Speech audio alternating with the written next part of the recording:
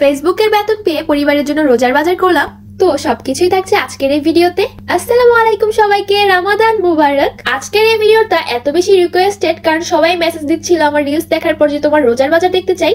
তাই আজকে ভাবলাম যে বসে ভিডিওটা নিয়ে এডিট করি আর ভয়েস ওভার দিচ্ছি এখন। তো চলো তোমাদের সাথে শেয়ার করা যাক এবার রোজার বাজারে আমি কি কি কিনলাম। রোজা আসছে আর ছোলা দিয়ে মুড়ি মাখা খাবো না তা কি হয়, তো সেই জন্য ছোলা নিয়ে নিয়েছি। সারাদিন রোজা রাখার পর এক গ্লাস শরবত না খেলে তো ইফতারিটা জমেই না। শরবত বানানোর জন্য ম্যাঙ্গো ফ্লেভারের 2টা ট্যাং নিয়ে নিয়েছি। অনেকেই আছে যারা অরেঞ্জ ফ্লেভারটা পছন্দ করো, কিন্তু আমার কেন জানি ভালো লাগে না, এটা যার যার প্রেফারেন্স। এরপরে এই যে 2টা কফি নিয়ে নিয়েছি। আমার মতো কফি লাভার কে কে আছো? আমার তো দিনই শুরু হয় না কফি না খেয়ে, কিন্তু এখন রোজার মাস তাই ইফতারের পরেই কফিটা খেয়ে থাকি। এরপর নিয়েছি লবণ, যা সবসময় দরকারি। এছাড়া চিনি, আমি এখানে আখের চিনি নিয়েছি, যেটাকে আমি সাধারণত লাল চিনি বলি। এটা স্বাস্থ্যের জন্য অনেক বেশি ভালো, যারা ট্রাই করে নাই অবশ্যই ট্রাই করতে পারো। এরপর নিয়ে নিলাম চা পাতা, আর আমার চা এত বেশি পছন্দ, বিশেষ করে দুধ চা।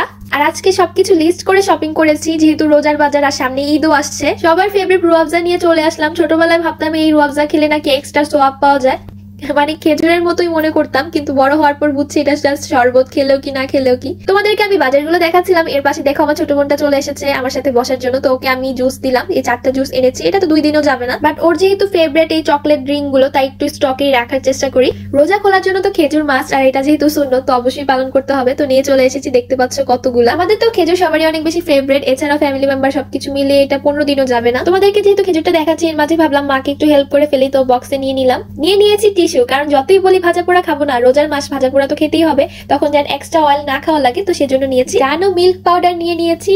সেহরিতে দুধ কলা ভাত দিয়ে খেতে পছন্দ করে না এমন মানুষ হয়তো খুঁজেই পাওয়া যাবে না। আর একটা মজার বিষয় হচ্ছে এখানে 4টা কলা জোড়া অবস্থায় আছে, কিন্তু এটাকে একটাই ধরা হয়েছে। আমি তো পুরাই অবাক হয়ে গিয়েছি, কারণ 2টা জোড়া কলা দেখেছিলাম, কিন্তু এরকম 4 জোড়া একসাথে জীবনে দেখিনি। কে কে দেখেছো কমেন্ট করে জানাবা। এরপর শ্যারিসের জন্য চাল নিয়ে নিয়েছি, কারণ ও আমাদের মতো সেম চাল খায় না।